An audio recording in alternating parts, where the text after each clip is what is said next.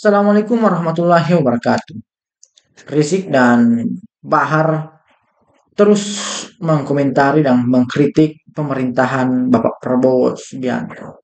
Hal itu tentu saya rasa karena dirinya ini beserta kelompok-kelompoknya tidak diberi ruang oleh Bapak Presiden Prabowo Subianto. Sehingga mereka pun melakukan tindakan-tindakan seperti itu. Maka dengan tindakan-tindakan mereka yang sering mengkritik pemerintahan Pak Prabowo Subianto secara tidak jelas, maka Fahri Hamzah dan Babe Haikal juga ikut memberikan tamparan yang keras kepada kedua orang ini. Nah, untuk lebih lengkapnya mari kita simak videonya berikut ini. Presiden Prabowo jangan cuma ngomong, kami akan kejar koruptor sampai Antartika. Wow. Jangan ke Antartika dulu, Pak, kejar saja di antar kita. Betul? Betul? Takbir. Kita doain semoga Prabowo tidak omon-omon saja. Amin.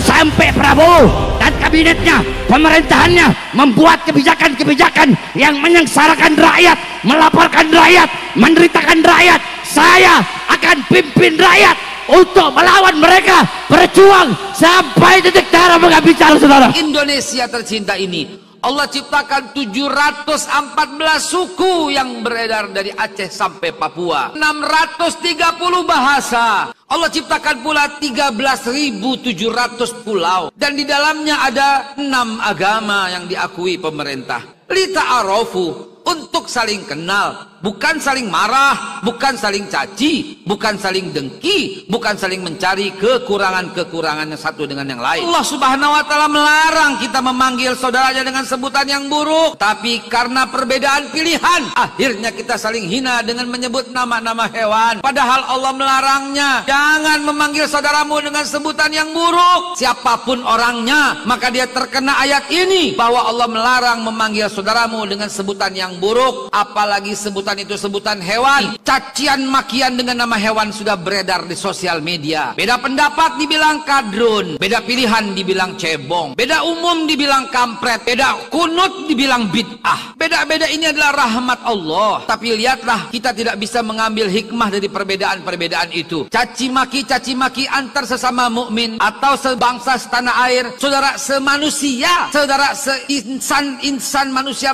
ciptaan Allah pun akhirnya saling caci, saling hina. Ma'asyiral muslimin, kembalilah ke jati diri yang sebenarnya. Mendengar sekali penyesalan orang-orang yang menyerang pemerintah karena ingin memberikan fasilitas pengelolaan lahan, IUP dan sebagainya kepada ormas-ormas, khususnya ormas Islam. Mereka menentang. Saya berbicara dengan tokoh-tokoh Muhammadiyah, saya bilang jangan mau. Ini oposisi ngawur yang tidak mau ya umat itu menjadi pendukung negara. Mereka mau umat ini berantem dengan negara yang pesta pora mereka. Hentikanlah yang begini-begini. Organisasi Islam itu adalah ibu kandung dari republik ini karena dia berdiri terlebih awal. Buat apa kemudian mau disetting oleh orang untuk berkelahi dengan negara, menghantam pemimpin sehingga keharmonisan kita dalam membina umat kita ini menjadi diganggu oleh mereka. Saya kira ini mesti kita hentikan dan kita mulai konsolidasi sosial ini supaya tertata kembali masyarakat kita, sehingga seperti optimisme Partai Gelora, Indonesia akan segera terkonsolidasi menjadi kekuatan kelima dunia, menjadi negara yang dihormati. Pidato Bapak Presiden di D8 kemarin itu mungkin nggak enak didengar oleh sebagian dari pemimpin negara Islam. Sudahlah, kalau kita lemah kita nggak dihormati. Kekuatannya cuma interupsi, cuma protes, cuma demonstrasi. Kita harus kuat, kita harus punya nuklir, kita harus menjadi kekuatan yang punya teknologi dan persenjataan yang kuat, baru dihormati. Dan untuk itu ya kita harus konsolidasi. Kalau terus-menerus kita bertengkar dan menganggap pertengkaran ini adalah kemewahan segala-galanya, kapan kita menjadi negara kuat dan kapan kita bisa bantu Palestina? Nah, kesadaran ini yang harus kuat di kita sekarang ini, memasuki tahun baru 2025 ini. Mudah-mudahan ini bisa kita sepakati dan kita gaungkan supaya ayo mari kita bersatu. Tidak ada niat dari pemerintah Pak Prabowo untuk mempersulit rakyat. Kemarin Pak Prabowo sampai berjam-jam di Kementerian Keuangan untuk memastikan bahwa pajak adalah instrumen negara untuk mengadilkan ekonomi. yang menikmati ekonomi yang besar sebaiknya mendapatkan pajak yang lebih besar. Tetapi kepada rakyat yang di bawah dilindungi dengan keringanan pajak yang luar biasa dan subsidi yang luar biasa. Ini adalah jalan dari negara yang benar, ya. Saya kira tidak ada niat buruknya kepada rakyat dan karena itulah harus kita dukung secara luas dan secara masif. Itu aja mungkin. Terima kasih. Saya sengaja mengantarkan ini supaya ini menjadi narasi pembuka tahun baru kita sehingga kita betul-betul akan menjadi negara yang dipandang oleh seluruh dunia sekarang ini menjadi negara yang aman, yang tertib, yang damai, dan karena itulah banyak hal yang kita bisa lakukan di negara ini untuk membantu kemanusiaan sebagaimana cita-cita pendiri bangsa kita bahwa Indonesia akan menjadi tidak saja pemain dalam negeri, tapi pemain global. Dan kita sudah tunjukkan sejak awal berdirinya Republik ini. Indonesia menciptakan konferensi Asia Afrika, gerakan non-blok dan sebagainya adalah cita-cita besar bangsa kita. Allah Subhanahu wa Ta'ala melarang mengolok-olok satu kaum. Boleh jadi yang diolok-olok itu lebih baik. Boleh jadi yang mengolok-olok itu lebih hina. Jangan sekali-kali merasa diri paling hebat, paling top, paling berjasa, paling takwa, paling alim, paling ulama. Semuanya dilarang oleh Allah dengan kalimatnya, jangan merasa diri suci. Wallahu a'lamu bimanittaqo. Allah lah yang paling tahu, yang paling faham siapa yang paling bertakwa. Boleh jadi orang yang diam, yang tersembunyi, dialah yang paling bertakwa karena dia menjaga lisannya. Bukankah Abu Bakar Siddiq radhiyallahu an mendapat surga tertinggi dari semua umat Nabi Muhammad, mendapat surga terindah, bahkan pertama kali masuk ke dalam surganya menurut hadis sahih riwayat Imam Tirmizi dan lain-lain, karena Abu Bakar Siddiq dia selalu berkata baik atau diam. Hadirin, di tahun-tahun ini perlu kita galakkan surat Al-Hujurat mulai ayat yang ke-10, 11, 12, 13 adalah ayat untuk meredam semua perpecahan-perpecahan di umat. Allah melarang, wahai orang yang beriman, jangan kalian mengolok-olok kaum yang lain. Boleh jadi mereka yang diolok-olok lebih baik. Dan jangan pula perempuan-perempuan mengolok-olok perempuan yang lain. Boleh jadi perempuan yang diperolok-olok lebih baik daripada yang mengolok-olok. Jangan kamu saling mencela satu sama lain. Jangan saling memanggil dengan gelar dan sebutan yang buruk. Saudaraku, kalau Allah sudah sampaikan ini dengan laknahi di sana, berarti memanggil orang dengan sebutan yang buruk hukumnya haram. Jauhi prasangka buruk, dan Rasulullah sabdakan prasangka buruk itu adalah lebih jahat daripada orang berdusta, karena prasangka buruk membuat satu rekayasa. Prasangka buruk dimainkan oleh subconscious mind, oleh alam bawah sadar, dirancang sedemikian rupa, diolah sedemikian rupa, dan orang-orang ini mendapat predikat seburuk-buruknya perkataan. Iyyakum wa zanna, kata Nabi,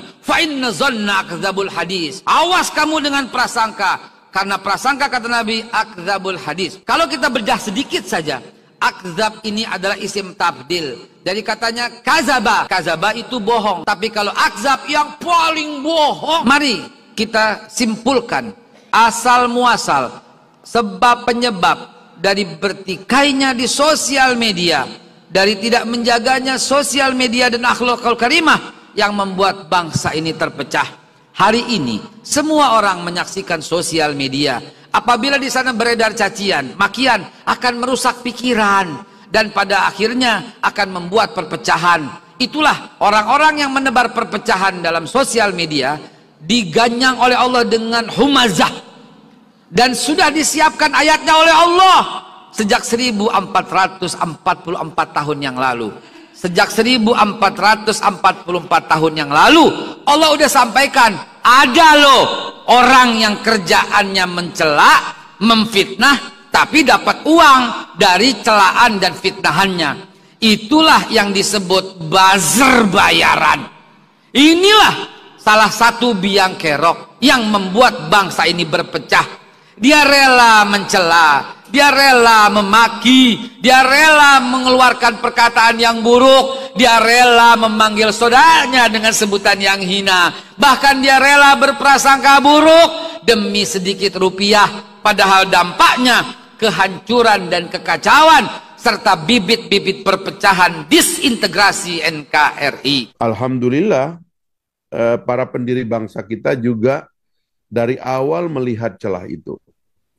Waktu kita mengusung Pancasila sebagai ideologi nasional yang diambil dari saripati agama dan kebudayaan bangsa Indonesia, Bung Hatta mengatakan bahwa Pancasila itu adalah mendayung di antara dua karang.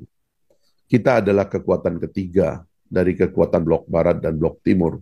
Kita adalah kekuatan jalan tengah yang moderat dari kekuatan ekstrim komunis dan kekuatan ekstrim liberalis. Nah, dengan menjadi kekuatan ketiga dan kekuatan tengah inilah kita bisa mengusung kekuatan kita sebagai negara yang punya identitas sendiri dan kita pandai bergaul ke kiri dan ke kanan. Saya mengikuti rombongan Bapak Presiden ke Beijing dan bagaimana mesranya dia berbicara dengan pemimpin-pemimpin China karena apapun ada kepentingan bersama secara ekonomi terutama.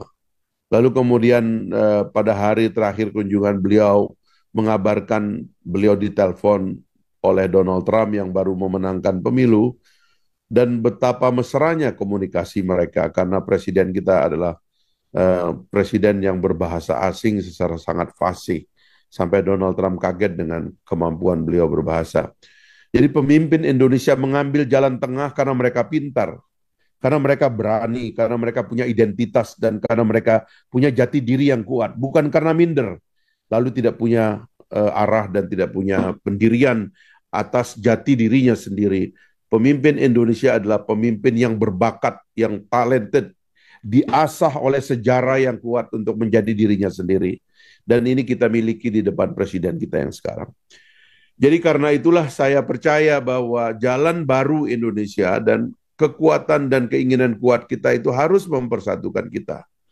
Karena itulah sebenarnya ada tiga Mbak Mia yang saya ingin katakan sebenarnya. Dan ini saya katakan di depan para menteri, ada 100 lebih kurang 100 anggota kabinet waktu berada di Magelang, ya.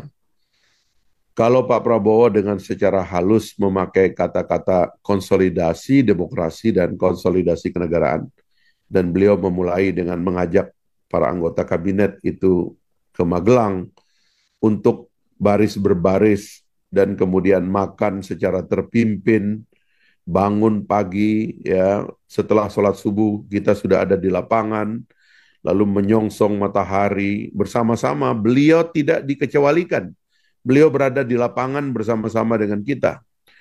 Itu menggambarkan satu keinginan untuk menata kembali bangsa kita. Beliau sebelum kami dilantik berceramah berkali-kali tentang statecraft, bahwa negara itu ada ada ilmunya, cara kita mengelolanya. Dan beliau konsolidasi. Tapi dalam pertemuan itu, saya mengacungkan tangan dan saya berbicara dan saya katakan kepada teman-teman, kalau Pak Prabowo memakai kata konsolidasi, marilah kita sadari bahwa ini kembalinya komando. Bangsa ini hidup dalam tradisi komando yang cukup panjang. Komando ini dalam bahasa lama, orang mengkritiknya sebagai feodalisme atau apapun namanya, dengan segala macam tuduhan-tuduhan jelek kepada keinginan mengkonsolidasi bangsa. Saya katakan ini komando, paling tidak 3 komando yang harus kita tegaskan. Pertama itu komando politik. Politik kita ini centang perenang, politik kita ini politik liberal yang sebenarnya sudah terlalu banyak memakan korban konsolidasi nasional, keharmonisan dan harmoni di antara anak bangsa, di antara pusat dan daerah, di antara timur dan barat, di antara suku dan agama itu centang perenang. Karena diadu oleh liberalisme yang liar, yang membolehkan kita saling menghina dan bertengkar terhadap hal-hal yang tidak signifikan. Nah karena itu, mumpung para politisi semuanya dan tokoh ketua umum partai politik ada di sini, saya bilang, mari kita ikut komando politik ini dalam pengertian kita fasilitasi prosedur kita berpolitik secara lebih baik. Ada godaan di dunia sekarang untuk ikut dengan cara China. Karena China itu negara yang terbesar sekarang ini, mengeluarkan rakyatnya dari kemiskinan. Dalam satu generasi, 700 juta orang Cina itu keluar dari garis kemiskinan. Dan semuanya sekarang punya rumah yang layak, bahkan perumahan di China itu ratusan juta oversupply, padahal penduduknya 5 kali lebih besar kita, dan mereka pendapatan per kapitanya sekarang hampir 4 kali melewati kita, padahal kita merdeka pada hari yang pada saat yang sama dengan mereka, sehingga ada orang tergoda untuk menjadi otoriter, ya. Di sebelah kanan itu ada Barat yang nampak tidak terkonsolidasi, demokrasi liberal sedang terhuyung-huyung, mereka masih berperang dan menyisakan jatuhnya moral mereka sebagai negara demokrasi karena membiarkan Israel melakukan genosida di Palestina dan Gaza, dan sekarang merambah kepada negara-negara lain. Barat sedang kejatuhan nilai moral. Apakah kita harus memilih mereka? Tidak, kita punya jalan sendiri. Ini adalah penegasan jati diri saja. Politik Pancasila ini harus di-restore sebagai bagian dari narasi besar kita untuk bersatu. Sebab kita ini dipertengkarkan oleh hal-hal yang tidak-tidak. Dan apalagi sekarang ini, karena ada kebebasan sosial media dan sebagainya, seolah-olah ini jalan bagi kita untuk saling meniadakan. Saya sedih melihat cara orang misalnya memandang Pak Jokowi. Tidak selesai-selesai. Apakah mudah menjadi Jokowi di tengah iklim politik yang tidak baik? Ketika partai politik seenaknya main di belakang, mentorpedo kekuatan presidensialisme, bermain sendiri, ugal-ugalan. Sekarang tiba-tiba kita mengikuti partai yang merusak sistem presidensialisme itu untuk menyerang Pak Jokowi, dan kemudian seolah-olah dia nggak ada jasanya. Padahal bagaimana ada situasi transisi yang baik sekarang yang disebut oleh video kita tadi itu, kalau bukan Pak Jokowi menatanya dengan baik, membangun rekonsiliasi dan mengajak Pak Prabowo dalam satu rekonsiliasi untuk membangun kekuatan masa depan, serta meninggalkan partai-partai yang ekstremis karena kemudian menganggap partainya adalah segala-galanya. Jadi bisa kita saksikan videonya. Semoga video ini bisa bermanfaat dan menambah wawasan kita. Assalamualaikum warahmatullahi wabarakatuh.